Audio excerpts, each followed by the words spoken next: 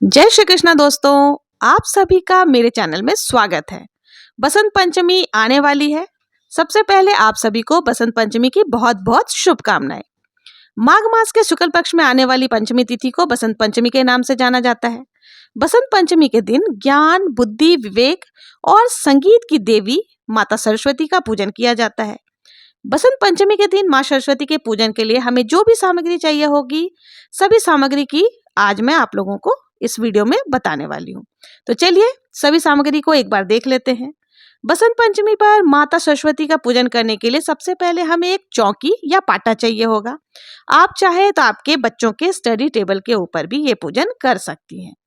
पाटे पर बिछाने के लिए हमें या तो पीला या सफेद रंग का वस्त्र चाहिए होगा। अब हमें सरस्वती माता की कोई भी मूर्ति, कोई भी विग्रह अगर आपके पास है तो वो ले लेंगे, नहीं तो सरस्वती माता की कोई भी प्रतिमा आप ले सकते हैं। जिनके भी पूजन आप करते हैं उन्हें आपको यहाँ विराजमान कर लेना है। उसके साथ ही हमें गणेश जी का भी पूजन करना है, क्योंकि गणेश जी को सुमरे बिना कोई कार्य नहीं होता है। प्रथम पूज्य गणेश जी की भी हमें यहाँ पर ले लेना है। इसके साथ ही हमें सरस्वती माता के लिए श्रृंगार की सामग्री लेनी है। देखिए, आप जितना श्रृंगार की सामग्री दान करना चाहें उतना आप ले सकते हैं। आप चाहे तो 16 श्रृंगार ले सकते हैं या फिर जो जो मुख्य मुख्य चीजें होती हैं वो आप ले सकते हैं। इसके साथ ही सरस्वती माता के लिए अगर पीले रंग की चुनरी मिल जाए तो वो आप ले सकते हैं। अब देखिए, माता सरस्वती को पीला रंग अति प्रिय होता है, तो इसलिए आप पीले रंग की चुनरी मिल जाए तो वो ले लें, नहीं तो लाल चुनरी भी चल सकती है।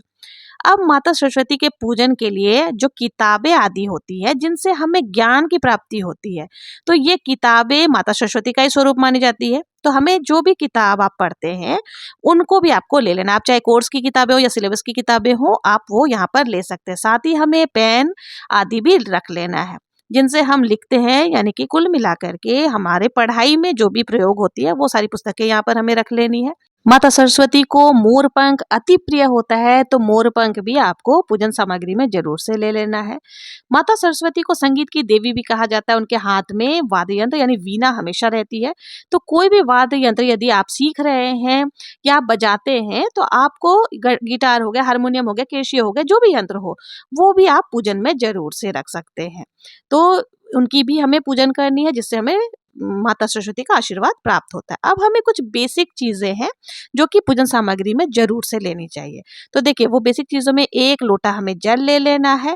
इसके साथ ही हमें देसी घी का दीपक ले लेना है। आप चाहें तो तिल के तेल का दीपक भी यूज कर सकते हैं। साथ ही हल्दी, हल्दी यानी पीला रंग माता सरस्वती को अत्यंत प्रिय होता है, तो हल्दी आपको ले लेना है। साथ ही हमें रोली ले लेनी है, अक्षत ले लेना है। अक्षत आप जब भी लेंगे थोड़ा ज्यादा लेंगे, क्योंकि कई जगह पर कलश की स्थापना भी की जाती है, तो कलश के नीचे रखने के लिए और कलश के ऊपर पूर्ण पात में रखने के लिए हमें अक्षत ज्यादा मात्रा में चाहिए। अष्टदल चंदन आपको ले लेना है, गुलाल भी आपको ले लेना है। साथ ही देखिए, मौली धागा वस्त्र स्वरूप आपको ले लेना है। चुंदरी हमने ले ही ली थी।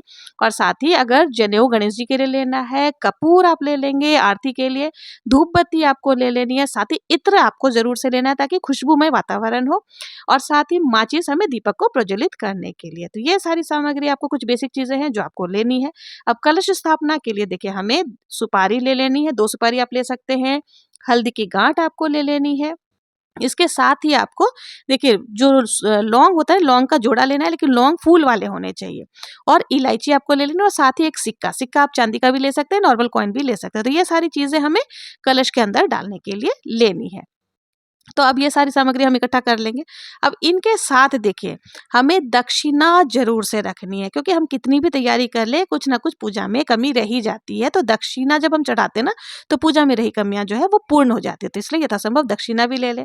अब कलश स्थापना के लिए हमें देखिए एक कलश लेना है। कलश आप किसी भी धातु का ले सकते हैं। आप चाहे तो तांबे का, पीतल का, चांदी का, या फिर आप मिट्टी का कलश ले सकते हैं। कलश के अंदर डालने के लिए हमें जो है पंचपल्लव लेना है। पंचपल्लव अगर आम के मिल जाते हैं तो बहुत अच्छा, नहीं तो अशोका के पत्ते भी आप ले सकते हैं।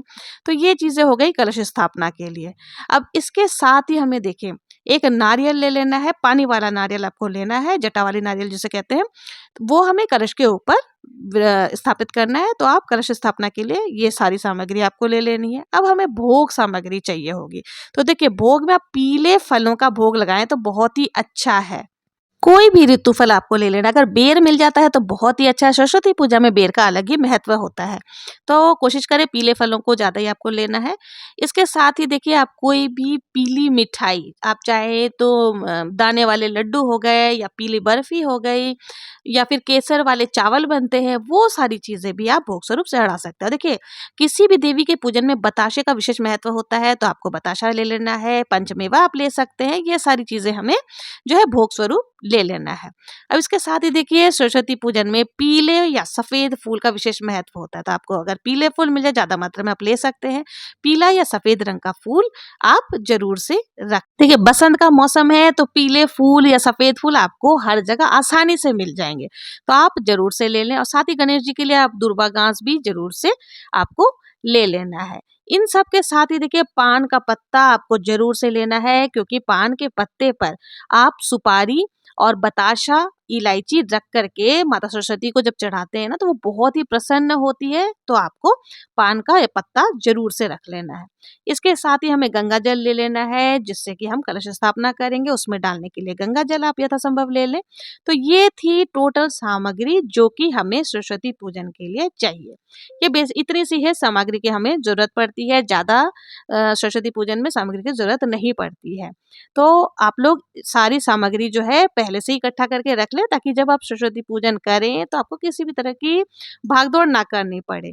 और जो भी ऋतुफल में देखिए, गाजर भी बहुत अधिक मात्रा में इस समय आते हैं, तो सरस्वती जी को गाजर का भी आप प्रसाद चढ़ा सकते हैं। बेर, गाजर, जो भी ऋतुफल हो गए, ये सारी चीज़ों का प्रसाद आप चढ़ा सकते हैं। तो ये थी सरस्वती पूजा यानी कि बसंत पंचमी की कुछ बेसिक सामग्री। आशा है आप लोगों को समझ में आ गई होगी कि कौन-कौन सी पूजन सामग्री लगती है। अगर आप लोगों को ये वीडियो पसंद आया हो, आप लोगों को ज़रा भी ये वीडियो हेल्पफुल लगा हो, यूज़फुल लगा हो, तो प्लीज़ मेरे चैनल को अगर अभी तक सब्सक्राइब नहीं किया है तो सब्सक्राइब करें। और आने वाले वीडियो में आपको सरस्वती पूजन यानी कि बसंत पंचमी की पूजा किस प्रकार से की जाती है, उसकी भी वीडियो जल्द ही आपको देखने को मिल जाएगी। तो मेरे चैनल को अगर सब्सक्राइब नहीं किया तो सब्सक्राइब करें, ज़्यादा से ज़्यादा लाइक एंड शेयर करें। मिलते हैं नेक्स्ट वीडियो में किसी और पूजा विधि के साथ, किसी और पूजन सामग्री के साथ। तब तक के लिए जय श्री कृष्णा, जय माता दी।